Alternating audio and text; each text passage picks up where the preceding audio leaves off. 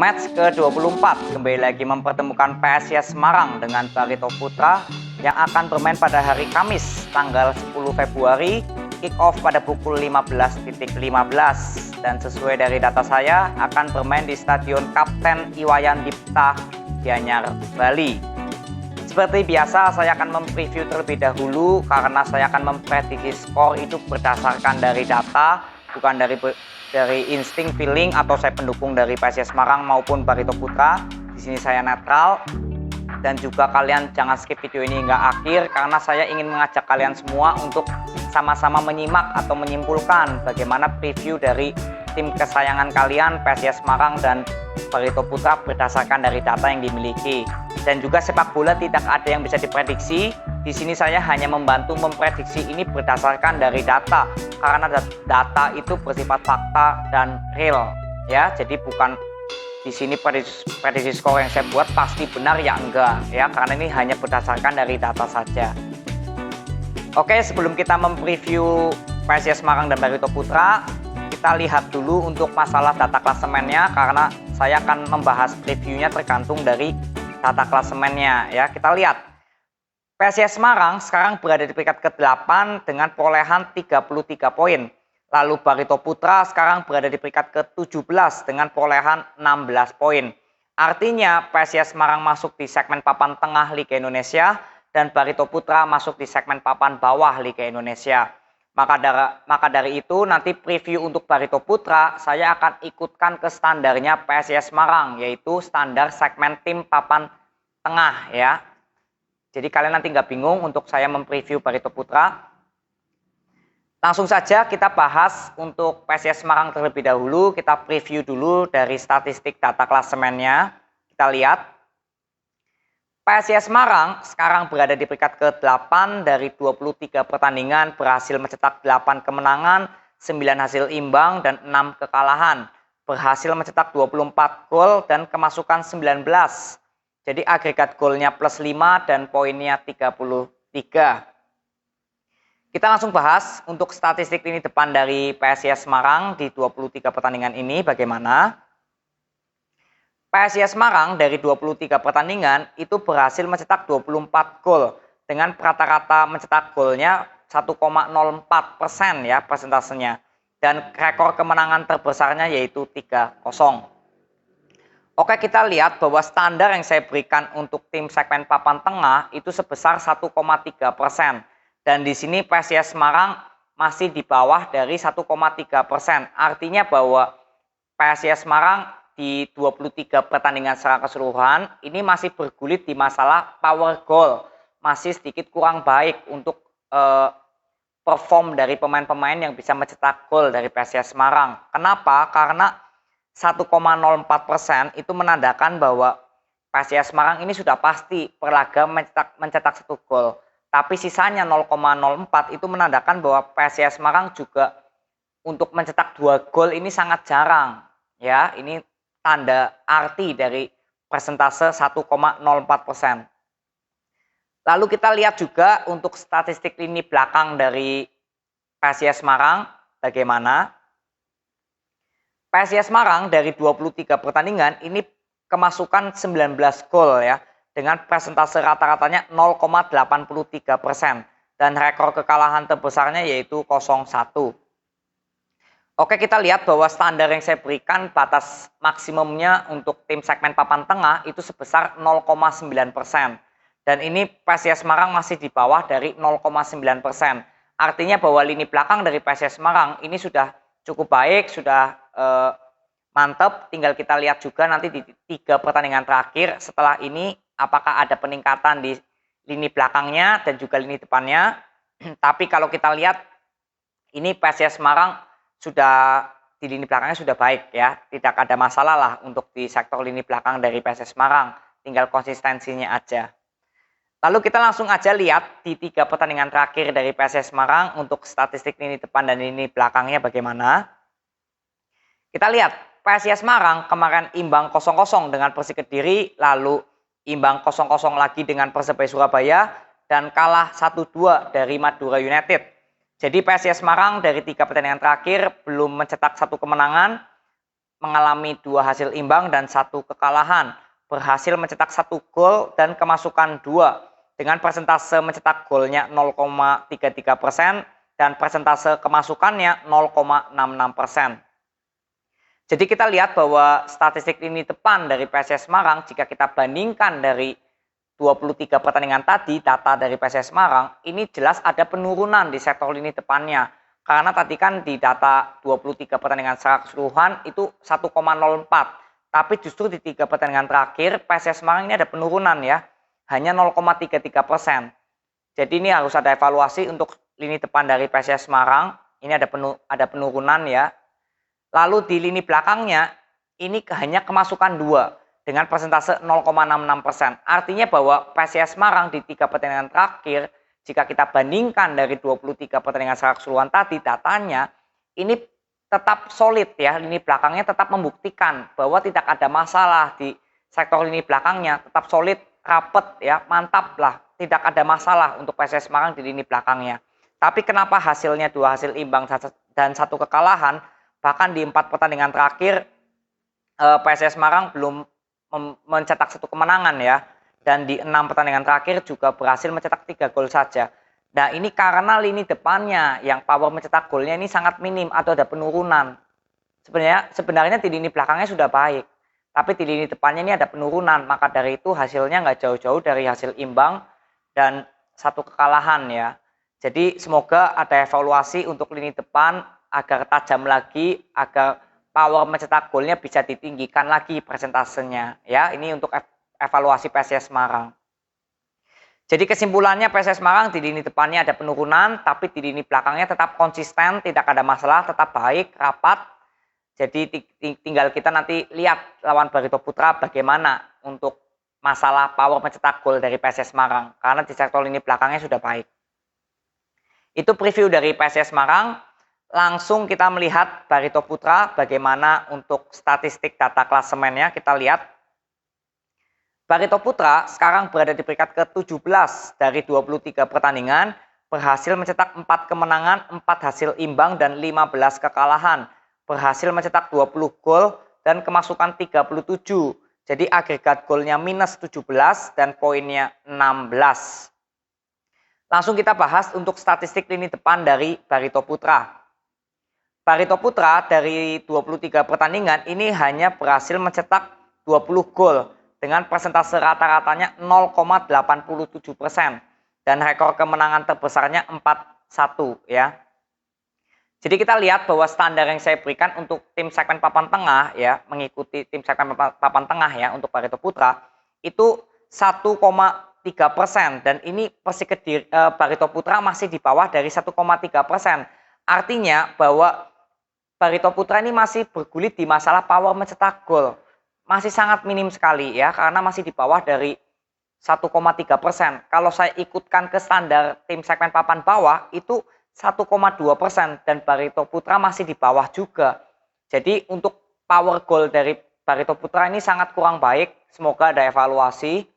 Tapi nanti kita lihat juga di 3 pertandingan terakhir apakah ada peningkatan di sektor lini depannya.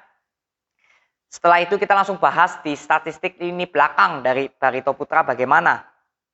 Barito Putra dari 23 pertandingan itu kemasukan 37 gol ya, dengan persentase rata-ratanya 1,61% dan rekor kekalahan terbesarnya yaitu 0-3.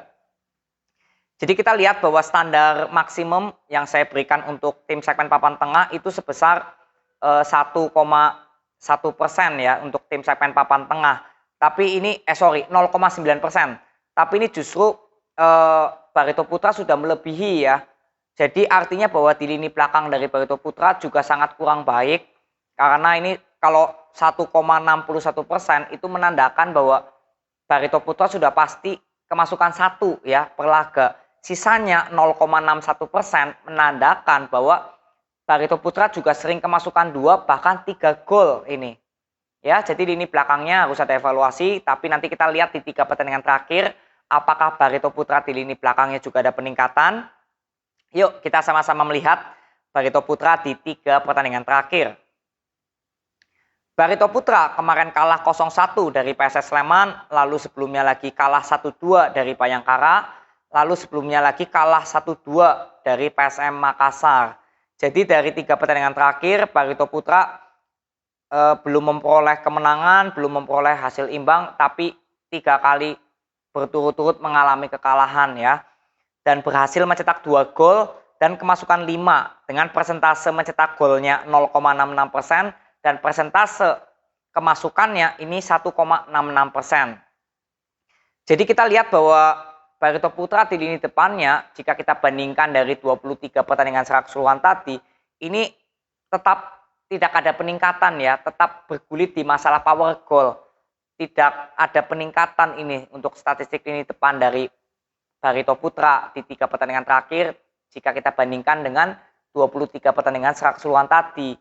Dan juga di lini belakangnya ini kemasukan 5 dengan persentase 1,66%. Ini juga sama, tidak ada penurunan persentase ya, karena kalau pertahanan persentasenya menurun kan itu baik, tapi ini tidak ada penurunan. Jadi tetap masih sangat kurang baik ini untuk lini belakang dari Barito Putra.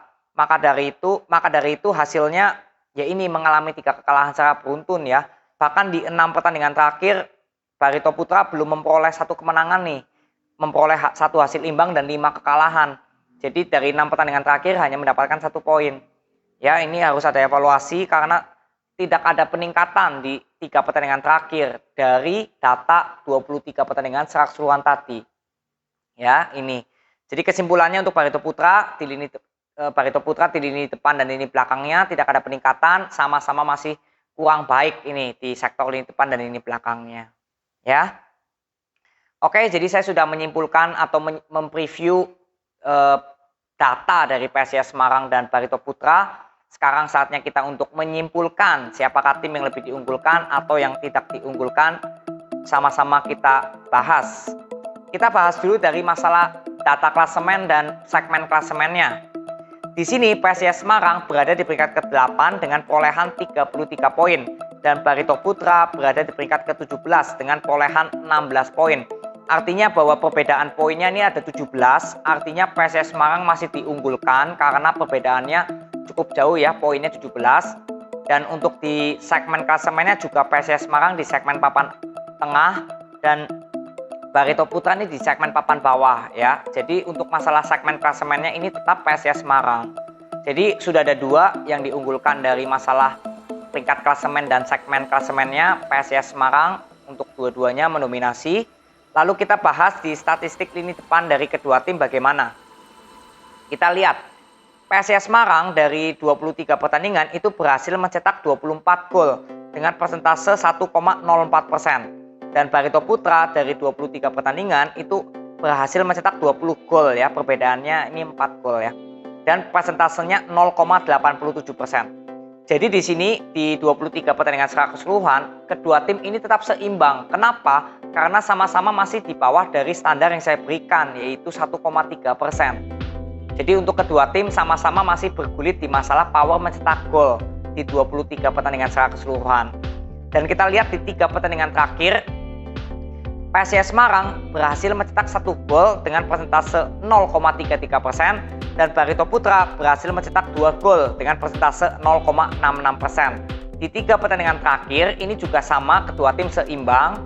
Selain perbedaannya hanya 1 gol, tapi kedua tim juga sama-sama di bawah dari 1% ya, 1,2%. Dan ada penurunan nih grafik kedua tim di lini depannya. Ya, maka dari itu di statistik lini depan untuk kedua tim ini tetap seimbang. Lalu kita bahas juga di statistik lini belakang untuk kedua tim bagaimana. PSIS Semarang dari 23 pertandingan itu hanya kemasukan 19 gol dengan persentase 0,83%. Dan PSIS Barito Putra ini dari 23 pertandingan ini kemasukan 37 gol ya dengan persentase 1,61%. Jadi di sini kita lihat bahwa PSIS Semarang jelas yang lebih baik di masalah lini belakangnya karena masih di bawah dari 0,9% ya, 0,9%, dan Barito Putra sudah di atas dari 0,9%. Jadi artinya di sini PSIS Semarang yang lebih baik di lini belakangnya di 23 pertandingan secara keseluruhan. Dan kita lihat di 3 pertandingan terakhir, PSIS Semarang ini hanya kemasukan 2 dengan persentase 0,66%. dan Barito Putra kemasukan 5 dengan persentase 1,66%. Artinya di lini belakangnya di 3 pertandingan terakhir PSIS Semarang di sini jelas masih terlihat sangat baik ya, karena masih di bawah dari 0,9% lah. Intinya masih konsisten, tapi Barito Putra tidak ada grafik yang meningkat di sektor lini belakangnya. Jadi kesimpulannya untuk statistik lini belakang jatuh kepada PSIS Semarang. Jadi itu aja sudah cukup, karena saya tidak perlu mencantumkan data klasemen perform. Ini saja sudah cukup menyimpulkan 4 review yang saya sudah berikan. Di masalah peringkat klasemen ini ada PSIS Semarang, lalu di segmen klasemen PSIS Semarang, di statistik lini depannya seimbang, dan di statistik lini belakangnya PSIS Semarang. Jadi berdasarkan dari data ini, maka dari itu di prediksi pertama PSIS Semarang yang lebih diunggulkan dengan persentase 60%. Jika memang PSIS Semarang menang, ya skornya antara 1-0 atau 2-0. Apakah bisa 2-1 artinya kemasukan ya PSIS Semarang? Ya kita lihat, kalau kita ikutkan dengan data yang dimiliki PSIS Semarang di lini belakangnya ini sangat baik ya. Maka dari itu bisa saja kemasukan, tapi kalau paling ideal sesuai dari data ini PSIS Semarang kemungkinan akan menang 1-0 atau 2-0. Lalu di prediksi kedua itu hasil imbang dengan persentase 25%. Jika memang hasil imbang ini terjadi, skornya ya antara 0-0 atau 1 sama. Apakah bisa 2 sama? Ya itu bisa saja. Tapi kalau kita lihat pertahanan dari PSIS Semarang yang sangat baik dan juga lini depan dari Barito Putra yang juga masih bergulit di masalah power mencetak gol, maka dari itu ya kesimpulannya paling ideal ya skornya jika imbang 0-0 atau 1 sama. Dan di prediksi ketiga yang paling terkecil yaitu Barito Putra dengan persentase 15%, dan jika Barito Putra berhasil mencetak kemenangan ya skornya kemungkinan 1-0 atau 2-0, tapi paling ideal 1-0 ya jika Barito Putra berhasil memberi kemenangan. Jadi ini prediksi tertinggi berdasarkan dari data bahwa PSIS Semarang diunggulkan dengan persentase 60%, dan di kedua ada hasil imbang dengan persentase 25%, dan ketiga yaitu Barito Putra dengan persentase 15%. Dan di sini saya ingatkan sekali lagi bahwa ini hanya prediksi berdasarkan dari data, jadi belum tentu fix 100% benar, bisa saja hasil imbang, bisa saja Barito Putra yang mencuri kemenangan, dan kalian juga harus bisa memprediksikan sendiri dengan cara nonton pertandingannya secara langsung, karena bagaimanapun juga nonton pertandingannya secara langsung itu lebih mudah untuk kalian menyimpulkan apakah akan benar sesuai data ini PSIS Semarang akan menang, atau justru di luar dari data yang artinya hasil imbang atau Barito Putra yang berhasil membuat kejutan dengan memperoleh 3 poin. Jadi ini aja yang aku bisa bagikan kepada kalian. Terima kasih yang sudah nonton sampai akhir tanpa di skip, respect banget. Dan nanti kita coba saya buatkan reviewnya jika memang sempat, karena ini bertabrakan dengan jamnya Persi Kediri dengan Persipura ya, jam mainnya. Jadi mungkin saya akan nonton siaran ulangnya antara kedua pertandingan ini ya. Itu aja, nanti kita ketemu di next videonya ya. See you.